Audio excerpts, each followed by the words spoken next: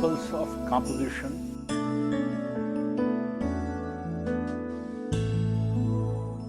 The next principle is proportion. The moment we talk of proportion, it is a relative size of the shapes. When we are drawing some figure, for example this figure, we got to understand about the proportion of human body, whether it will occupy this much of a space in the painting or it will occupy this much of a space, which is a very personal concern of an artist. But when we render or delineate other units in the painting, apart from this figuration, there are lotus flowers, there is a cloth hanging behind, there are two figures, female figures in the back, and lots of brush treatment with the light and shades of the blue color. Now see, proportionately an artist observes or he imagines that these flowers, these lotuses, are to be kept as smaller or bigger. They could have been even this bigger. There could have been hardly 2 or 3 big lotuses. But then what would have happened? Those lotus shapes would have been very arbitrary. They would have been attacking the figure, and figure had to be much stronger or bold or with much of interest. If I want to draw the main attention to the figure, then I have to take the care of the proportion of other units. The other units should not be as big as the figure is. Of course, this cloth hanging behind, in the scale it is bigger than this. But then the kind of contours in the figure make the proportions, it gives another dimension to the proportions. Whereas this color is almost flat, and there are variations and modulations in the figure. So this is how an artist imagines about the proportions. Then while taking the examples of proportions, we can cite several examples in miniature paintings also. We can talk of Ajanta also. See, in Ajanta, there is one figure of Avalokiteshwar. Avalokiteshwar is a very huge figure. It's a young bodhisattva as prince, and he is having a very beautiful headgear, cladded with lots of jewelry. Now this figure is so big in comparison to other figures, and there is a lot of activity around. This figure is, this prince is sitting with the lotus in the hand, half closed eyes, emotionally behaving like a saint, cladded with lots of jewelry, and yet there is a lot of movement in other spaces. Lots of figures are fighting, somewhere the procession is going on, somewhere the monkeys are jumping, somewhere the fishers are doing fishing. But even then, the artist has drawn this figure so big to give a dominance. And to give the dominance, he has created such huge proportion of Avalokiteshwar. So this is how an artist images. Similarly, in our miniature painting also, you can see, if we measure the proportion of the tiger in comparison to the trees drawn here, the tiger is too big in the picture. But the artists want to emphasize on the vigor of a tiger. That is the main aim of the artist. He wants to express the vigor and the hugeness of the tiger. The tiger is almost, see, this is the proportion, even it's bigger than the pencil, and if we measure, it is almost the same height of the picture. It is so big in comparison to this. If you measure here up till the, see here and this much, and see here and this much, as big as the height of the total picture. The tiger is so big and the trees are so smaller, whereas when the tiger moves in the jungle, the trees are too tall. But artist is not bothered about the trees. He's using the trees as units to express that this is a jungle. So this is how the proportion is being handled by the artists. There are, the artists who have created enormous elongation in their figures. Look at this famous painting of El Greco, the Vision of St. John. Now here, look at the figuration of St. John that El Greco created right from here till the end of the picture. He's so big. Whereas the other figures with whom he is related here are so smaller in proportion. So this is artist's mental proportion, that if he wants to give the dominance or the prominence to a particular figuration, he gives it more, he delineates it in much of a space, or with bright colors, or with different varied textures which dominate the scene. Even in abstract paintings, you can find the dominance through textures. Look at this picture of a sculpture by Praxiteles. Praxiteles here, he delineates an athlete here, exactly like the human body.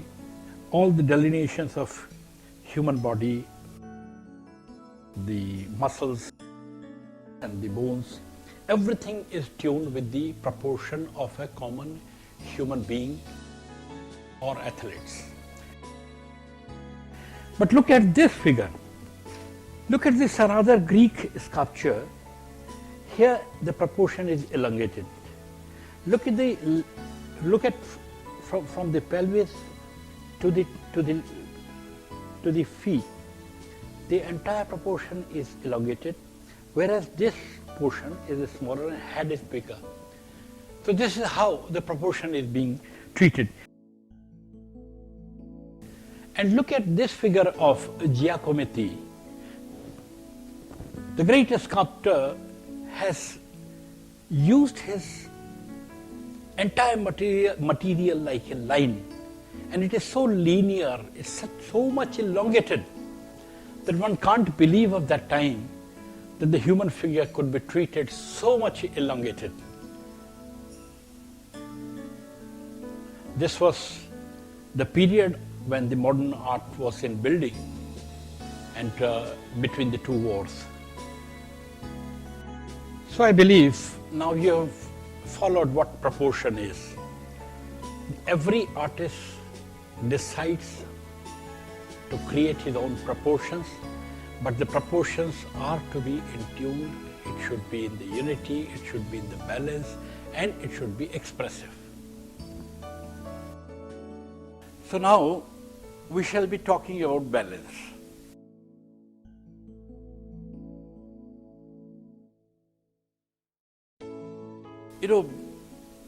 Balance has something to do literally with the axis. On one axis, if we put a rod like this and weight on both the sides, then there is an equilibrium. The main thing is the gravity of the center, which is termed as balance. Normally, you must have seen the children playing in the playground with the wooden plank, and they are keeping the balance. And suppose one child is heavier, then the other child will go little at the back and create a balance. So this will be a kind of balance which gravity allows you to do. So normally we talk of this balance. Psychologists have talked a lot about visual balance, and they give a lot of terms with which we are not much concerned. The reason is that when we are talking about the pictorial aesthetics, then we have to count those balances which are very common and in day-to-day use of the artist. Now, here we talk of three kinds of balances. One is the axial balance. Another is the radial balance, and third is the occult balance.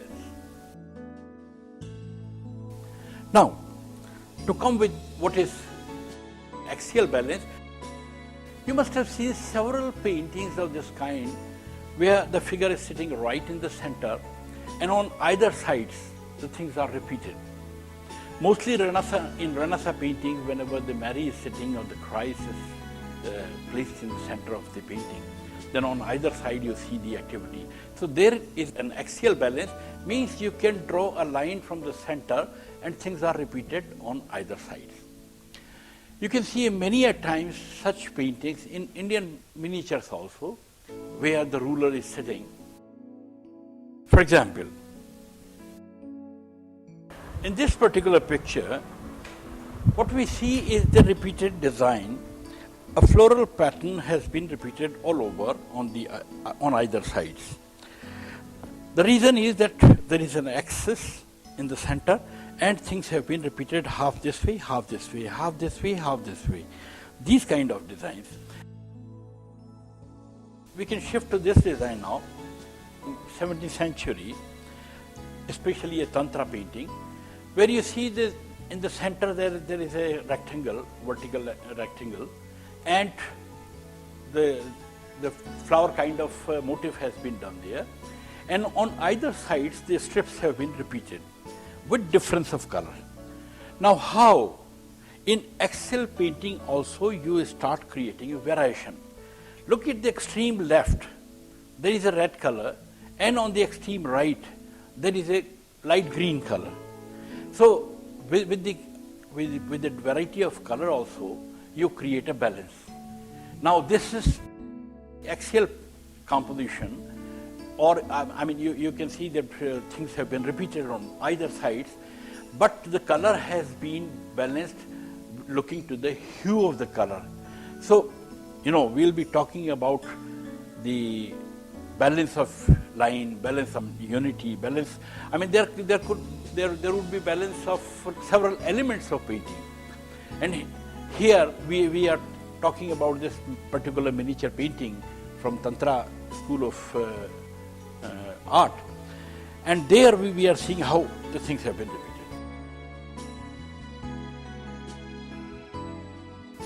Now look at this Buddhist tanka. The Buddha has been kept right in the center. You may call it Buddha or Bodhisattva, but the main figure is in the center, and there has been a contrast with the circle at the back and circle at the head. The head and headgear have been created with a contrast. And right in the center you can see, above you can see with the axle another figure on the eye. If you move your eye downwards, you see the repeated figures. But now the artist is taking much interest. He is creating a variation in the postures even in the axial painting. Things are not repeated as we looked at the first illustration, where the floral designs were repeated.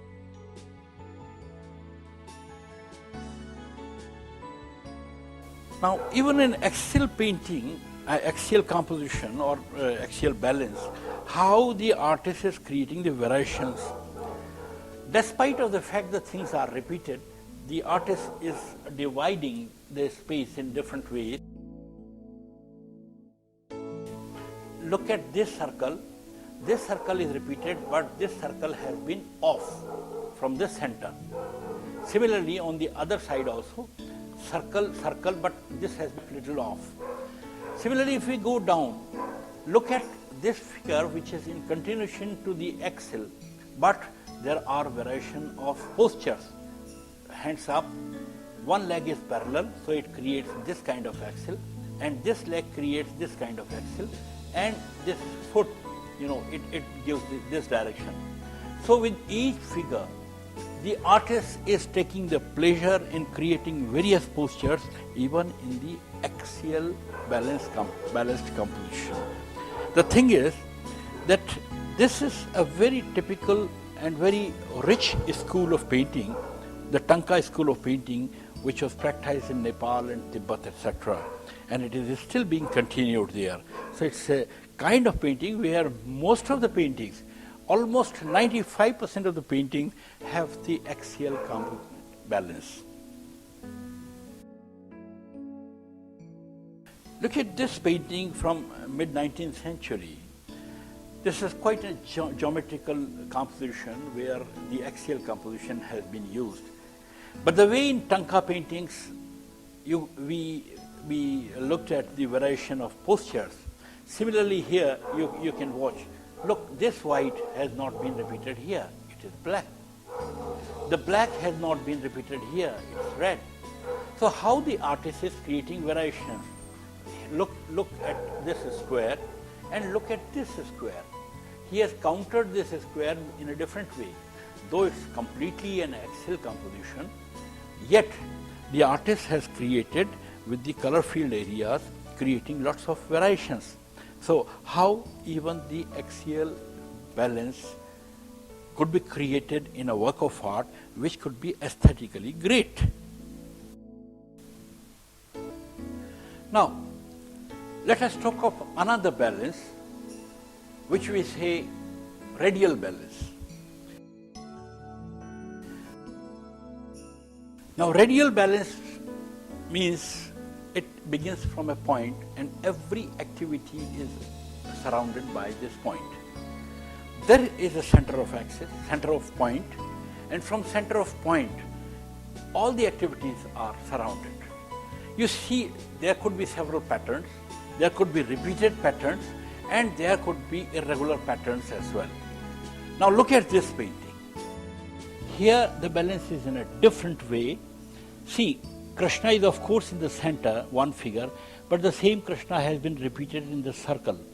Since it is a dance, it's a Maharasa performed by Krishna, so being a dance, it is the artist has created a circular form. But apart from this circular form here, you see, everything is concerned about the center figure. Every movement is directing towards the center. Now, this kind of composition where there is a single point, and from single point, everything is pointing towards the figure. That kind of composition is taken up as the radial balance. Now let us look to the another work. Now look at this composition. Here also, the figure has been kept in the center, which was a tradition also in Mughal Empire. But apart from this, look, every figure has got separate postures, different posture. Even look at the architecture. In architecture, there are no repetitions. If there is a minaret here, the another form is different. Then they have left the space in between of the garden, and this minaret is different. So you see the variation there. The horse coming inside.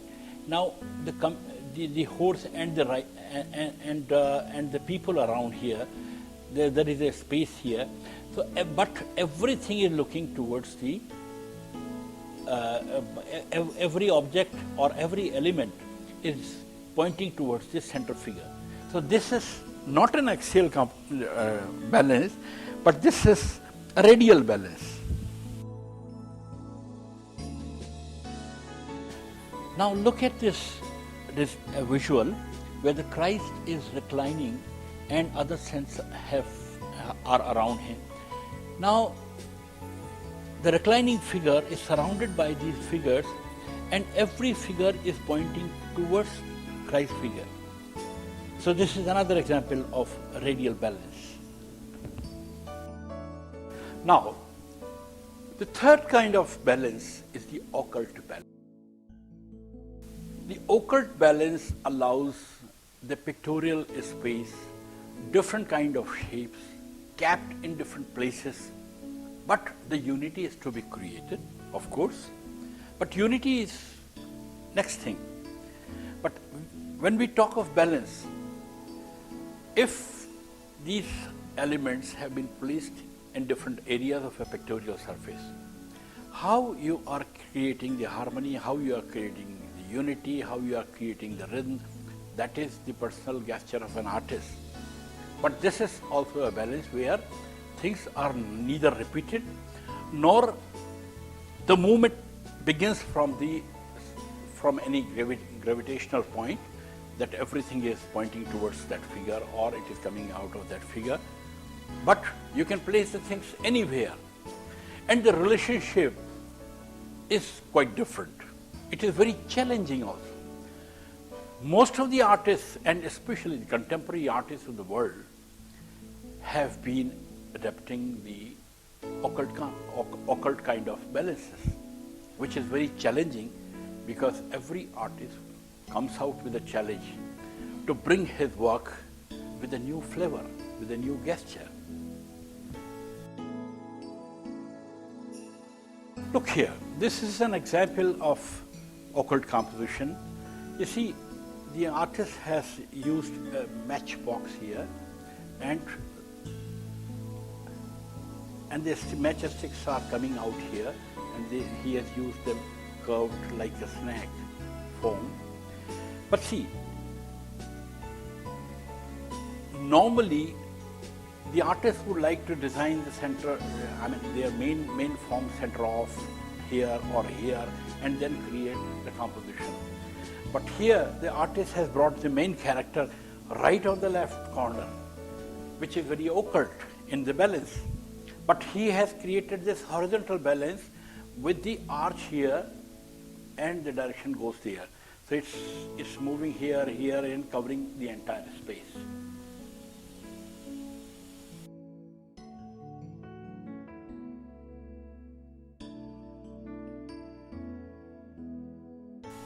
Look here, the human figure has kept reclining like this and with the hands resting on the ground, and the artist has created a balance, occult balance, with this stick against such a strong red.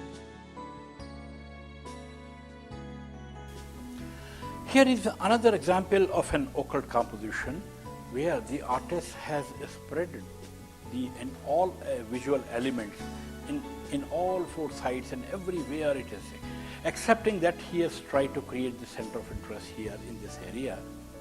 But there are lots of radials in different corners. So, there is no axial and there is no radial.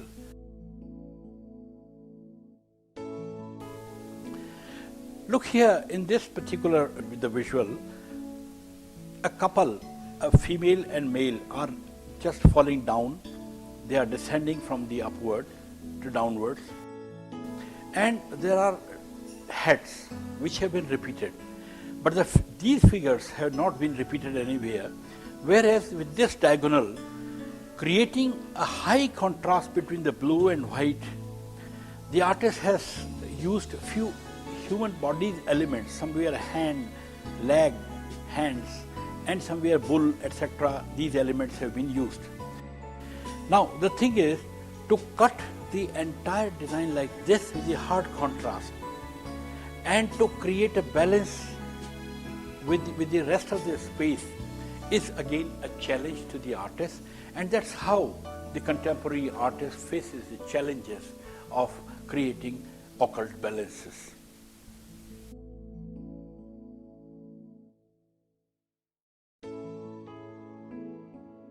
The next topic is unity.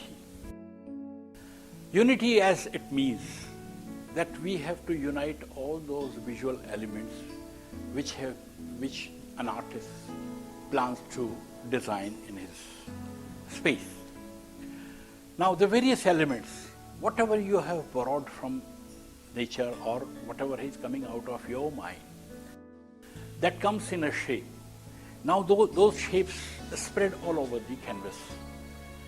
Now each and every unit which we have designed should have the unity with each other. So when a work of art reaches to an end, then the onlooker expects that there should be a unity between the lines, form, space, textures, color, everything has to be in the unity. That is the first demand of creating a painting. So your all elements which you have incorporated into your work of art, that configuration should have a tight unity. Nothing should be irrelevant. If there is anything irrelevant, any shape, any color stroke, any texture is irrelevant, then it means the composition has loosened its strength and the expression has gone poor. Look at this whole painting. Now, against white, there is a painted elephant and a woman cladded with Rajasthani jewelry is there, and there is a small door and there is a small offset of the wall. Now, in major, it's a white wall against which the figure is standing and other ornate things have been done. Look at the elephant. This kind of elephant has been painted on the walls of Rajasthan houses where the marriage ceremonies go on. It is a part of decoration.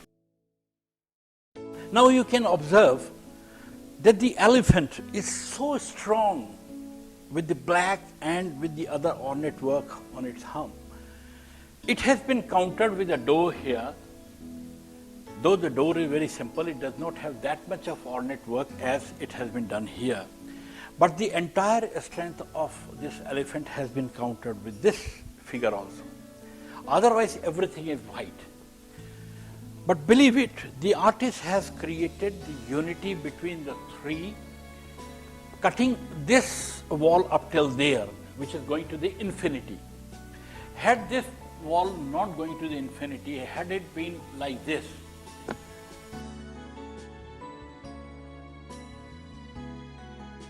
so had it been up till here, imagine that the door, this wall might have not gone there, and had it been here. Now this and this would have been in one line, and we would have lost the unity of these three, which creates a triangle here, and then it goes there. So this is how the artist creates the unity, creating so much of contrast. There is too much of contrast, but it has been balanced through color. So how the unity is being created? There is a unity of color, there is a unity of balance, there is a unity of even the textures going on.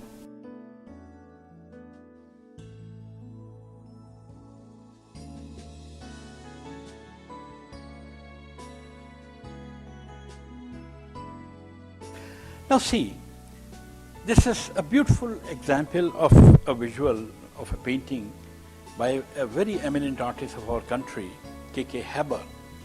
Now see, against this whole green there is a red strip here and a blue strip here.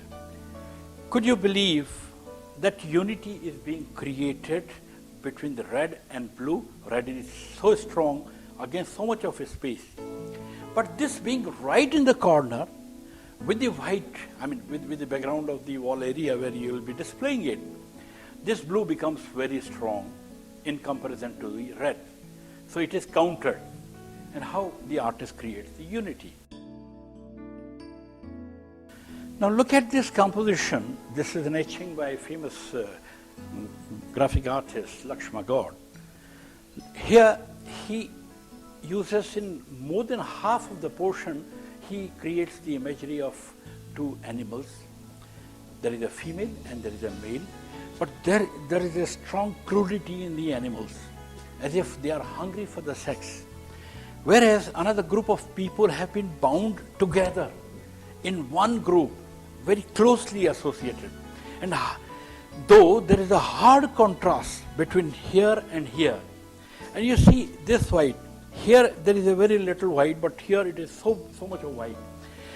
This leaving the white area, white surface area, he has given extra importance to these two figures of animals, and this is how he creates the unity.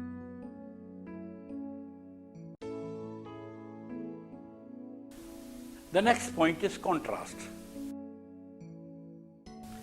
Now see, without contrast, nothing exists. We need a contrast. Suppose if I drink water, 3 glasses of water, I'll have to remain thirsty for next 1 hour or 2 hours. Then only I can have. This is a kind of contrast. There is a contrast that a man marries a woman. Physically very different. This is also a contrast. But would you believe the contrast creates harmony? Would you believe that contrast creates rhythm? It creates tones in the life. So the entire life becomes very happy when a man and woman live happily together, and they create so much of unity into them. But it is a high contrast, physical high contrast is there, and there could be even mental contrast. But still there is a unity, there is a harmony, and everything. It may be linear, it may be textural, it may be something when it is applied to the arts. In painting, contrast is extremely important because you cannot give importance to one area unless you create the contrast in the other area. For example, look at this painting. Here the artist has created a strong contrast between black and white, which has been divided, which has been given unity by the red stroke like this. But the entire black has been treated with lots of textures. And so is in the white also you find a lot of textures are there. So though such a hard contrast has been created, still there is a unity of textures, unity of colors, and unity of total form. So this is how the artist creates the contrast.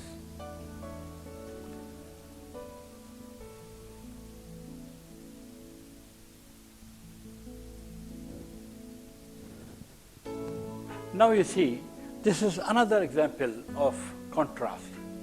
We saw the contrast between white and black. Here the contrast has been created with the green and blue-black. And to differentiate, to create a unity between them, there is an arch and those blue strokes are there, and the green is somewhere repeated here and the blue is repeated here. This is how the artist can create different kind of contrast.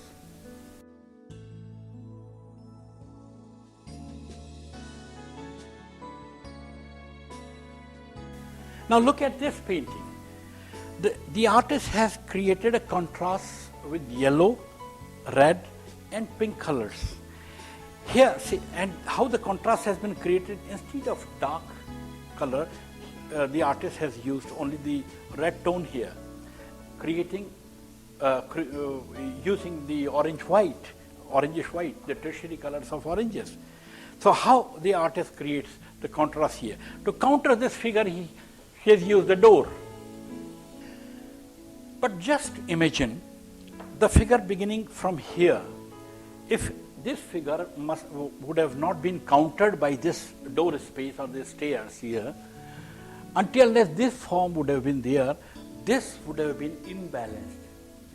There would have not been a harmony. So the contrast would have been a failure. So how the artist creates a contrast between figure and the background, and this should be treated as a figure. Of course, it is the stairs and the door. So this against these two walls. This is how, the artist finds his own creative part of contrast.